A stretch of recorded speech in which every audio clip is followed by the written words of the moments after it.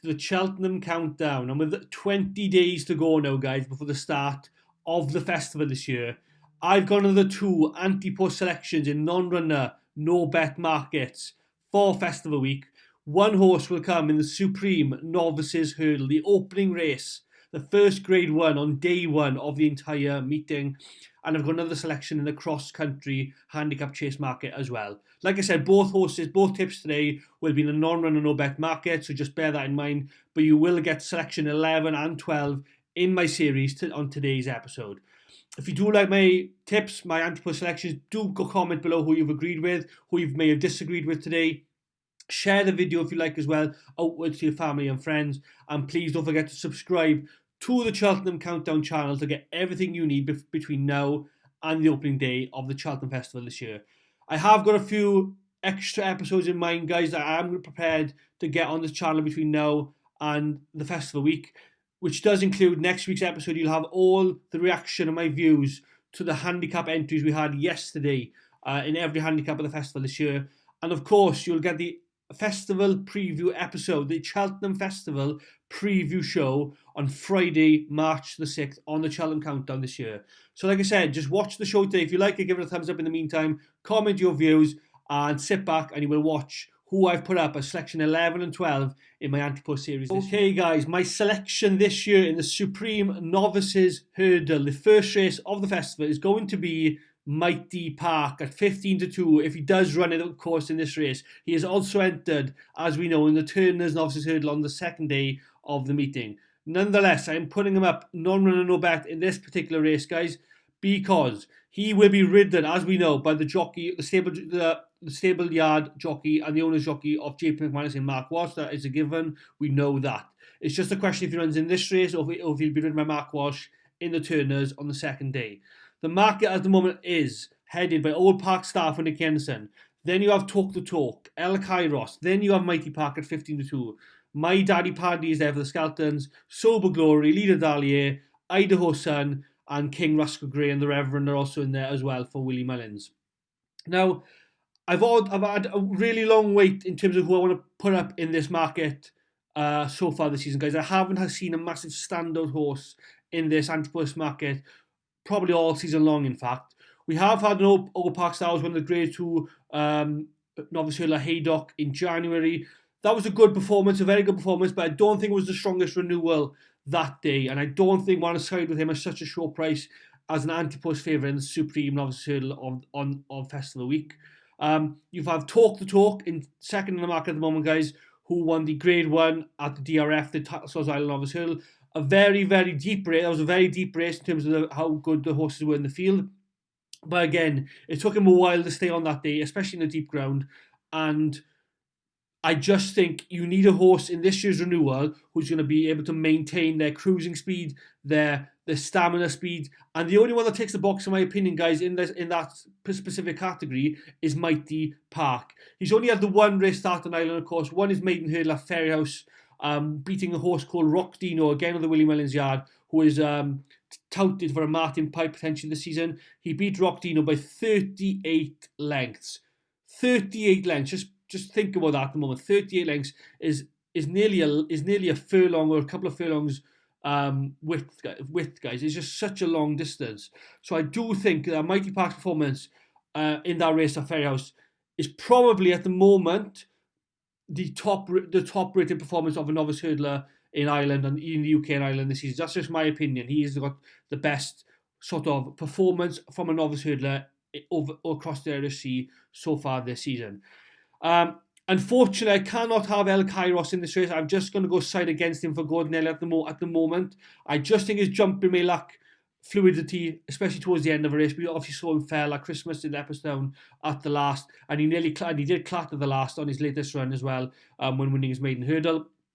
If I go through the list again, continuing, My Daddy Paddy for me is not good enough to win a Supreme. That's just my incline. Sober Glory will need a lot in his favour. I think he's more of a flat track bully in my opinion. Then you have the likes of the Willie Mullins yard. You've got Leader Dahlia, King Rascal Grey, and the Reverend in the market. I do think these horses are smart. They're good horses, but I do think Mighty Park is head and shoulders above these three. So Willie Mullins likes to send his best novice hurdler well, will need to send his best novice hurler to the Supreme in order to win it this year, and that horse is Mighty Park. I think he's better than Leader Dahlia. I think he's better than King Rascal Grey, and I do think he's better than the Reverend. They will obviously be separated as well. You won't know until probably declaration-wise where these horses of the William Ellen stable will be sent. You've got obviously Leader Dahlia. If we start off with him, he'll probably be ridden in this race and be ridden by Paul Townend. That would mean then King Rascal Grey will also be ridden by Paul Townend, but he will go to the Turners. The Reverend, you'd think, will be ridden by a Danny Mullins type of jockey or Patrick Mullins, who knows. That means Mighty Park, as we said at the start of the clip, he's going to be ridden by Mark Watts. That is an absolute given. Idaho's Son won the Grade 1 Formby at Aintree on Boxing Day. That was a decent performance, but beat My Daddy Paddy when there was about 2 or 3 hurdles omitted that day. So again, I'm going to draw a line, so I don't want to read too much into that form. So I do think, guys, the best piece of performance we've seen from an Irish novice hurdler this season, and the UK novice hurdler as well, goes down to Mighty Park, although it was only a maiden hurdle. But that's the sort of market you have this season, guys. It's a wide open Supreme.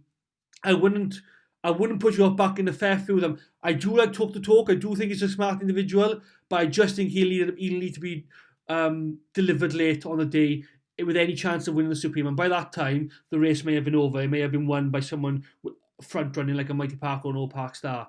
So that's my selection, guys. I think a non-runner, no-bet price is very, very needed at this time of the season, especially with the fact we don't know whether William Ellen's novice hurdlers are going to be actually sent.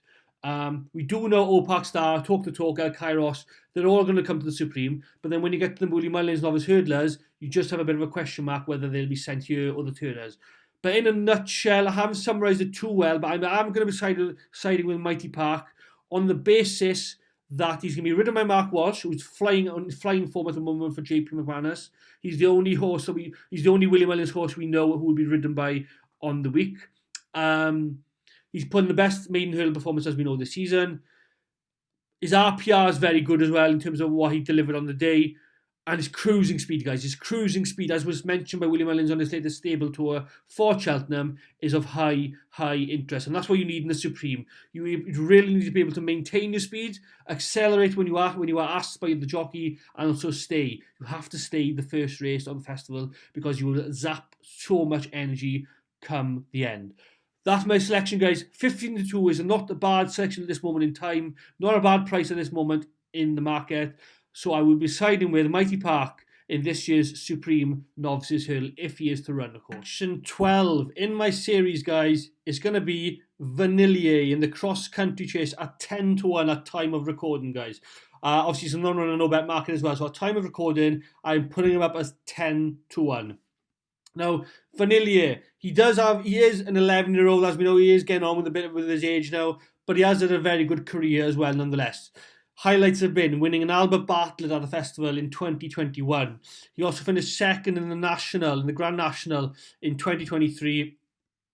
He's won a Punchstone Banks race in the last 2 years. Obviously won it in February 2025 and February 2026. He's back-to-back wins in Punchstone, leading on to the festival. He finished third in this race last year off a mark of 147, guys. He's now on a mark of 141. So dropped £6. And I watched that race back from last year's renewal in the cross country. He stayed on from an absolute mile back under Sean Flanagan that day. And I just think, as he's usually ridden with a bit more upside the pace, a bit more prominently, had he done that last year, he may have been in with a better chance. So I think this year's tactics, he may be inclined to run a bit more up with the pace, a bit more prominently, to stand him a good chance of staying on as he does so well towards the end up to Cheltenham Hill.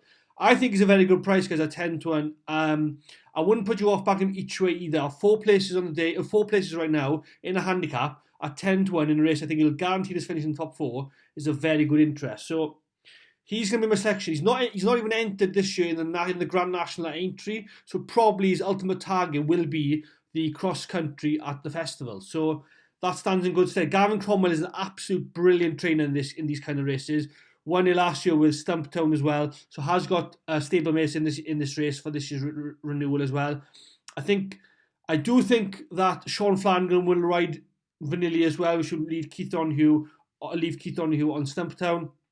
That said, I don't mind that at all. They're both fantastic jockeys and fantastic around the cross country track.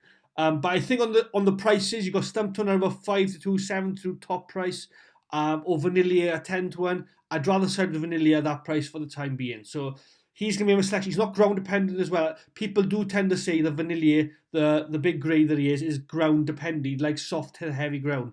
That's not the case, I don't think, guys. As obviously he won the Albert Bartlett in 2021 on good to soft ground. Obviously finished in the second in the Grand National again on good to soft ground, and he's won his latest start at Punchestown on soft ground. So he's not that ground orientated. He can run well on heavy ground as he has shown, but he can also run well on good to soft or yielding ground in Ireland.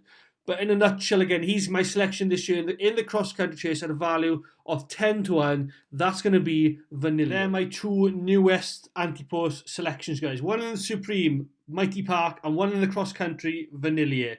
They join my other 10 in my Ante series so far this season. And I will have a review episode of my Ante tips very soon.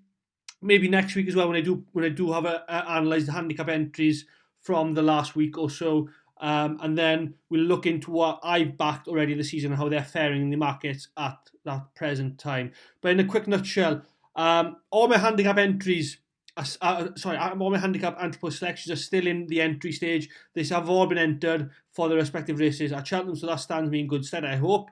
The only sort of worry with one of my selections was Ante tip number 5, I think it was, in the Mares Novices Hurdle, where Highland Crystal, I think she's going to be targeted now potentially to a Fred Winter juvenile hurdle. So just bear that in mind, guys, if you have backed her for a Mares Novices Hurdle like me. I'm a bit worried about that particular slip. But other than that, all the other 11 selections are still looking quite well at the moment. So we'll just hang on to them as long as we can. The slips are still with us, I hope. Thank you so much for watching this quick episode, the latest episode on the Cheltenham Countdown, guys. The 2 newest selections are in the book, adding to my 10. So I've got 12 in total. Hopefully there's enough there for you guys to get stuck in on. If you do follow me on Twitter, I will list them out on my profile page so you don't miss a trick. I won't read them all out now because I'm aware that I'm running out of time.